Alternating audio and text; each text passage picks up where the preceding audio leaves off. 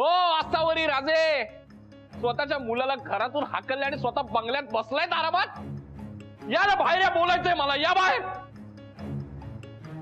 अरे वा, अरे वा, सगळे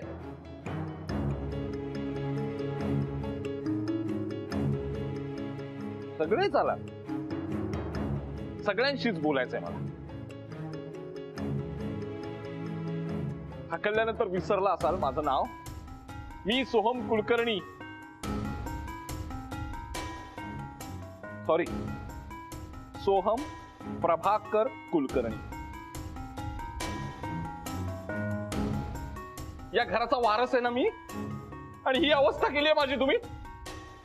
रस्त्यावर आलोय मी, माझ्याकडे जॉब नाहीये, आणि ही अवस्था कोणी केली आहे माझी? या माझ्या सख्या आईने. मिसेस शुभ्रा कुलकर्णी, हे जे तुझ्या पुढे कुलकर्णी आडनाव लागतं ना, ते माझ्यामुळे लागतं, हे लक्षात ठेव. तुझ्यापेक्षा जास्त हक्क आहे माझा या घरावर आणि त्या कंपनीवर सुद्धा.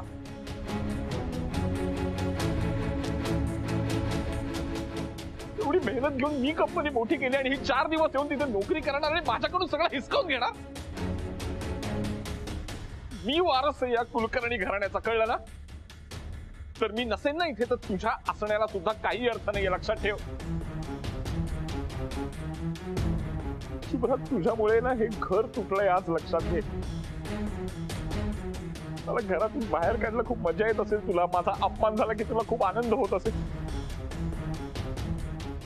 पण नवऱ्याशिवाय कशी एकटी राहणार आहेस ग?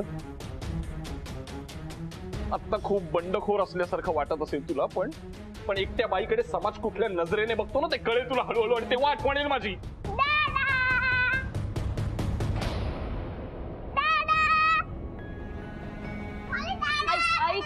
दादाकडे जायचंय, जाऊ दे. हो, पण मी दादाकडे जायचंय.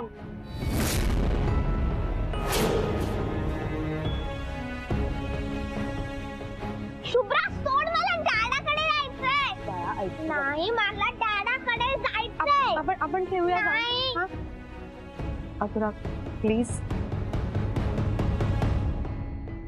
ए शुभम, काय फ्रेंडला विसरलास? नाही, पण मला दादाकडे जायचंय. हो, पण सगळे बोलतात ना डॅडाशी, तोपर्यंत आपण खेळायचं का? हा, ठीक आहे. चला या, शाबास, चला. माझ्याकडे बघ परत. बबडू, बघतोस ना, हे तुझी आजी आणि तुझी आई मला भेटू देत नाहीये तुला. मला आठवण येते माझ्या मुलाची, मला भेटू पण देत नाही तुम्ही. चला चला चला, शाबासी आली शुभमची रूम. बसा. ए अनुराग, मला दादाला भेटायचं होतं. अच्छा, पण आता डॅडा सगळ्यांशी बोलतोय ना, मग बोलणं महत्वाचं आहे ना. हा, मग आता ते बोलणं होऊ दे ना. आणि बाबा काय तुला भेटत राहील रे. आपण कधी खेळायचं? मग मी आलोय तर. ओ नो, काय झालं? तू नेहमीसारखं मला हायच नाही केलं. आणि काय खेळायचं आपण? ए, ड्रॉइंग काढूया का? हा, तुझे कलर्स कुठे? बॅग मध्ये. हा, कलर्स काढ, कलर्स काढ, लवकर लवकर लवकर.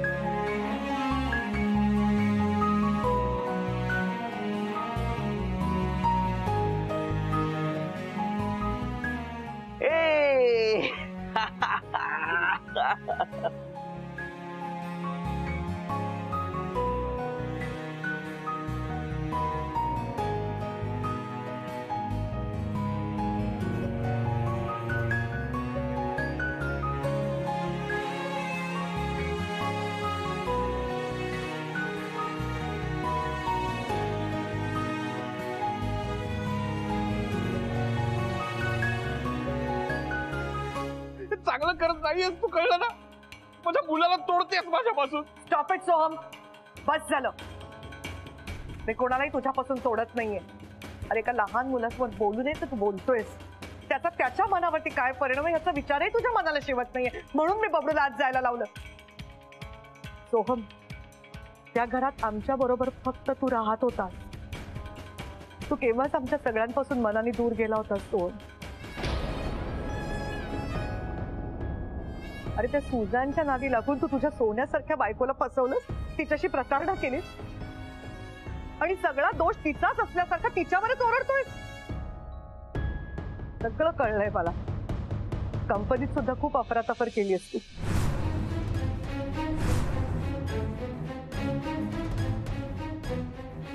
तू फसवलंयस आम्हाला, आम्हा सगळ्यांना. तेव्हा तू काहीही बोललास, कितीही नाटकं केलीस तरी या घरात आणि या कंपनीत तुला जागा नाही.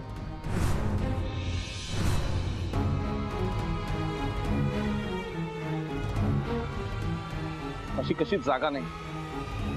माझा हक्क आहे या कंपनीवर आणि घरावर सुद्धा. जे माझ्या हक्काचं आहे ना, मी काही करून मिळवणार. कळलं ना? बघून घेईन मी तुला आसावरी राजे.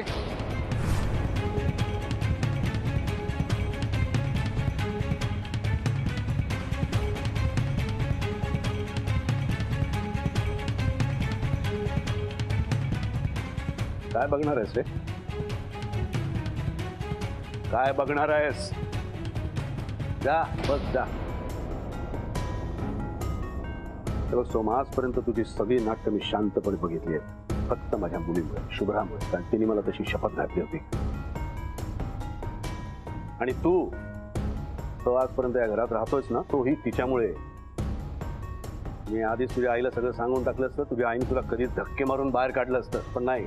तुझ्या आईला त्रास होईल म्हणून तिने तसं केलं नाही. तुला तुझ्या बायकोची किंमत नाही. तसं काय तुला कोणाचीच किंमत नाही म्हणा. तू फक्त स्वतःवर प्रेम करू शकतोस. असो, त्याच्याशी मला कर्तव्य नाही. एक गोष्ट लक्षात ठेव, हे घर माझं नसतं तर या घरातली माणसं माझी आहेत.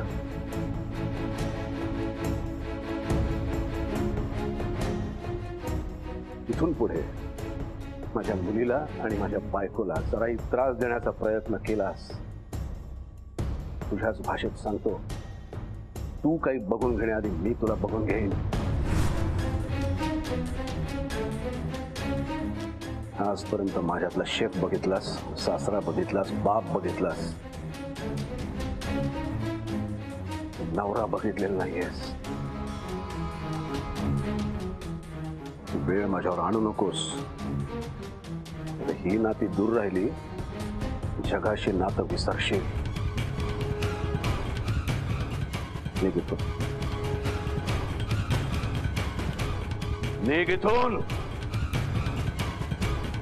आता निघतोय मी अभिजित राजे.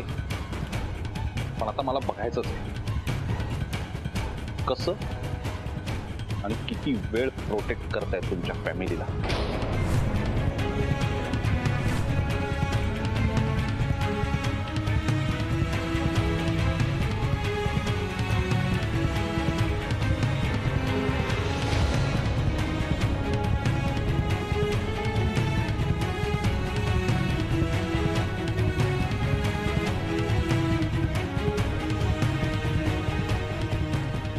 शुभ्रा, नको रडूस.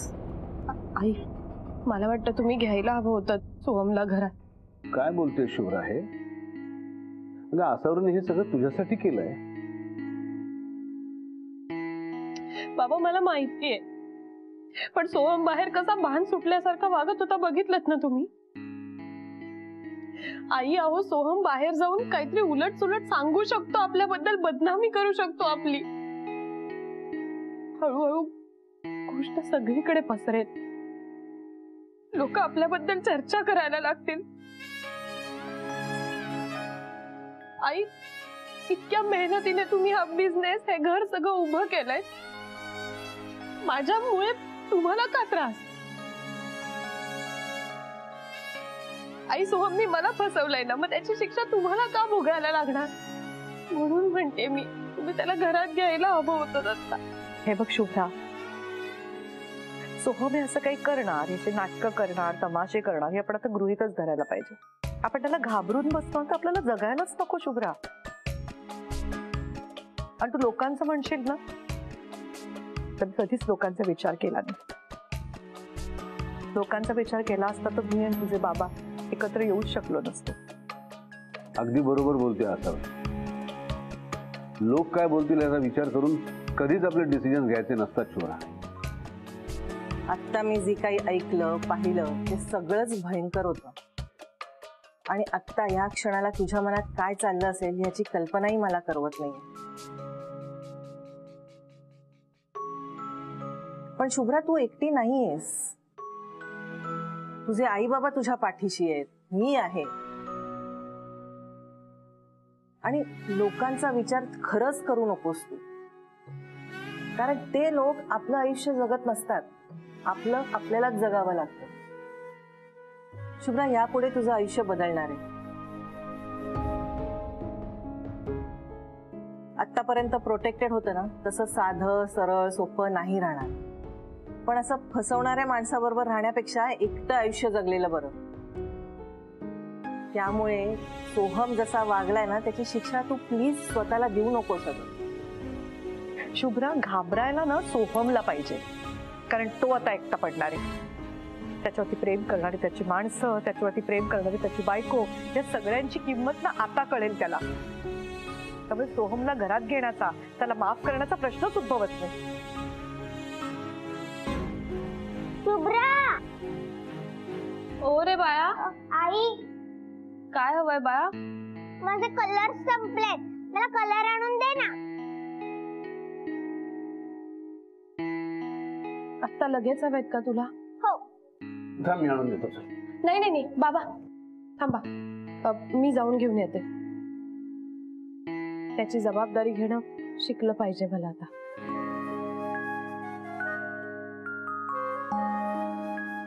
आलेच. हाय शुभम, ये. हाय आजी. काय ड्रॉ केलंस तू? लाभो. फ्लावर. वाव, मला शिकव ना. आई बाबा, मी येते.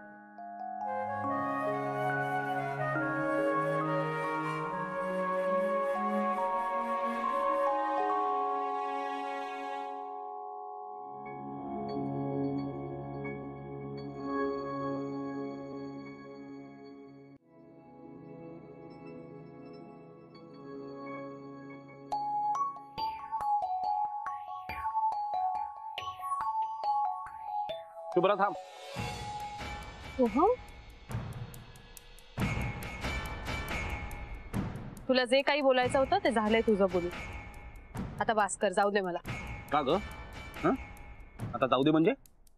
तुला असंच वाटणार ग झालंय सगळं? कारण या सगळ्या ज्या काही गोष्टी घडतायत त्या तुझ्या प्लॅनिंग नुसारच घडतायत ना. कसलं प्लॅनिंग सोहम? मी स्वप्नात सुद्धा विचार केला नव्हता हे असं घडेल माझ्या आयुष्यात.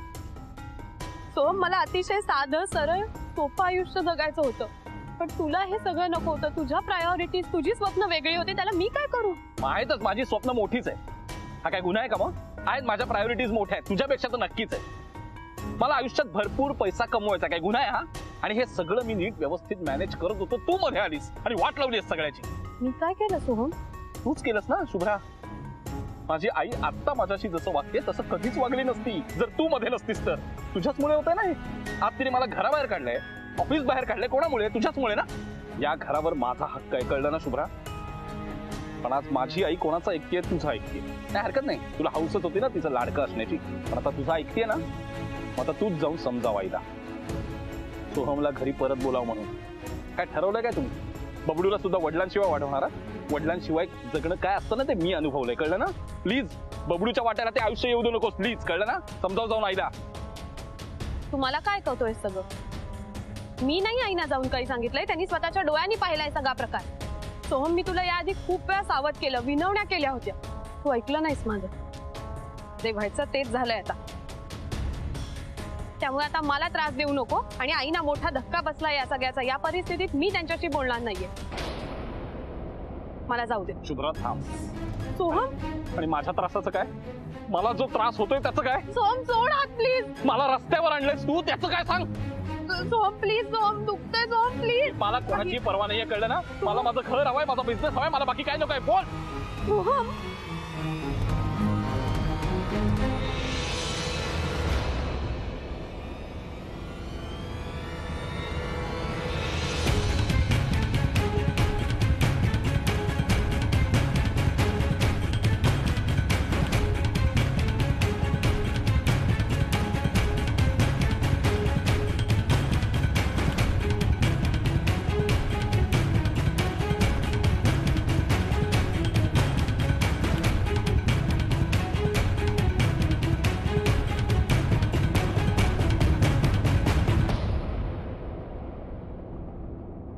तरीच म्हटलं, हिरो आला कसा नाही अजून? अरे तू मागे मागेच फिरत असतोस का हिच्या? जरा मदतीची गरज लागली की हजर होतोस ते प्रत्येक वेळेला. आणि काय ग शुभ्रा, काय चाललंय काय? हा, तुला कसला रे एवढा पुळका हिचा? कोण लागते कोण तुझी? कुणाचीही मदत करताना त्या व्यक्तीशी माझी ओळख आहे की नाही हे मी बघत नाही. त्यामुळे शुभ्राजी माझ्या कोण लागतात हा प्रश्नच उद्भवत नाही. प्रश्न हा आहे की शुभ्रा तुझी बायको आहे आणि तू शुभ्राशी भर रस्त्यात हे असं वागतोयस. या मुजोरपणाला लाज सोडणं असं म्हणतात. अगदीच लाज सोडलीस रे तू. ए अनुराग, आवाज खाली.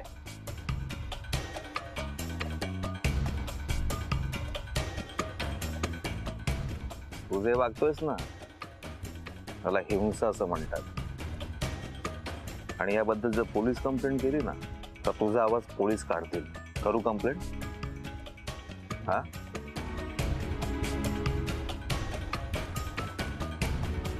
हे बघ, आता जातोय मी, पण ह्याचा अर्थ असा नाही मी घाबरलोय. तुला कळलं ना? दरवेळेला हसायला काय होतं रे तुला? हा, तू वागतोस तसं रे. बघून घे, मी तुला नंतर बघून घे. आता बघ ना. ए हा, हा हा,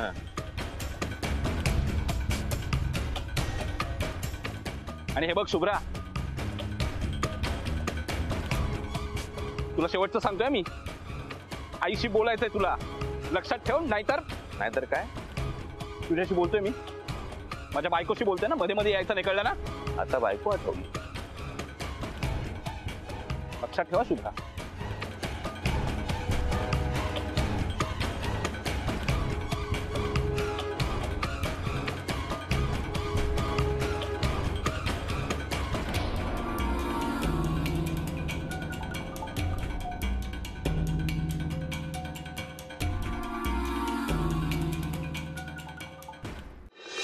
या तुम्ही एक काम करा, तुम्ही इकडनं चला. अनुराग, अहो मी जाईन, तुम्ही नका येऊ. म्हणजे सोहम आता परत त्रास देईल असं वाटत नाहीये. मी अशीच बबडूचे क्रेयॉन्स आणायलाच बाहेर पडली आहे. खरंच नका येऊ. पण मी पण त्यासाठीच येतोय, क्रेयॉन्स साठी. कारण मला कलर्स फार आवडतात. तुम्हाला वाटलं प्रोटेक्शन साठी? छे, तुम्हाला गरज नाही, मला माहितीये. चला. बबडू आणि तुमचं किती छान जमतं ना. हा, बबडू खूप खुश असतो तुमच्या बरोबर. ऍक्च्युली त्याच्याबरोबर मी खूप खुश असतो, कारण मला मस्त खेळायला मिळतं. लहान मुलांची एनर्जी ना फार मस्त असते. किती इनोसंट असतात ते, है ना? त्यामुळे बबडू बरोबर खेळताना मजा येते. आणि सॉरी, मला लागलं का? एक काम करा, तुमचा हात दुखतोय ना, असं वर पकडा. अहो पण ऐका रिस्टच्या ना, वर पकडा ना. माझा आहे का? पकडा. इथे हा, आणि अशी रोटेटिंग मुवमेंट करा. तर असं करा. आधी दुखेल, नंतर बरं वाटेल.